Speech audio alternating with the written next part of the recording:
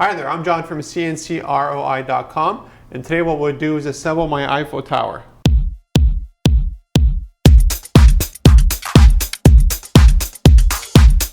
I originally designed this Eiffel Tower out of 1/8 inch or 3mm MDF. When I started CNCROI.com a couple of years ago, I needed something to bring it to trade shows to get people's attention. Because you have a trade show booth and everybody just walks straight through. So what I decided to do was cut out my design of the Eiffel Tower, which I made a few years prior and actually published in a few of my books. And it got worldwide press and everything. It was great. Anyways, after a few years of going to trade shows all across North America, this model here, because I cut it out of 1/8 MDF, was starting to warp a little bit. So that means that I need to start using rubber bands to hold certain parts together. And even then, after a while, because it is MDF, which is sort of like a mix between hard cardboard and glued up wood, it's sort of like an in-between material. I stopped going to trade shows, and CNCROI.com just keep building and building and building. I decided it's time to retire the model. So what I did in the last couple weeks was actually just glue the whole thing up together. I'm not moving it too much right now, and the reason is I'm still waiting for the glue to dry on some parts of the Eiffel Tower. So what we'll do now, we'll take a look at me assembling this model with glue.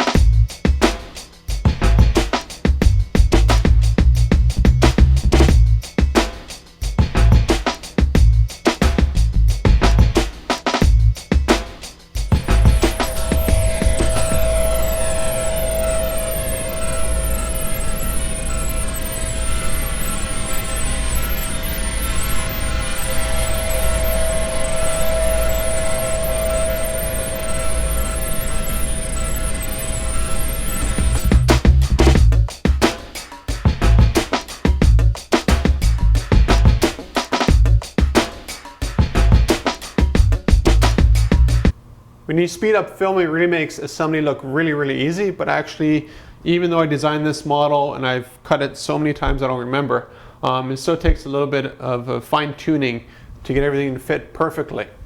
Now this is an interesting model as well, because one of the first things I cut with my laser when I started in half of a 2-car garage. Half of the assembly that you saw for this model was done in our next shop afterwards, which was about double that size. And now that we moved into our new shop, it's even double the other shop size.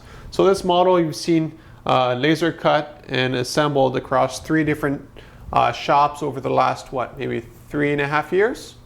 So it just shows you the progress of my company and how well we're doing across a lot of different materials. So if you want to see how this thing was originally cut, it's on the blog post.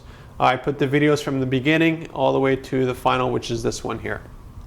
If you want anything custom made, custom designed, custom modeled, contact me at CNCKing.com.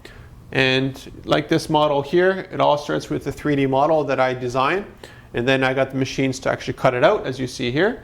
And I also happen to have the skills to be able to put it together.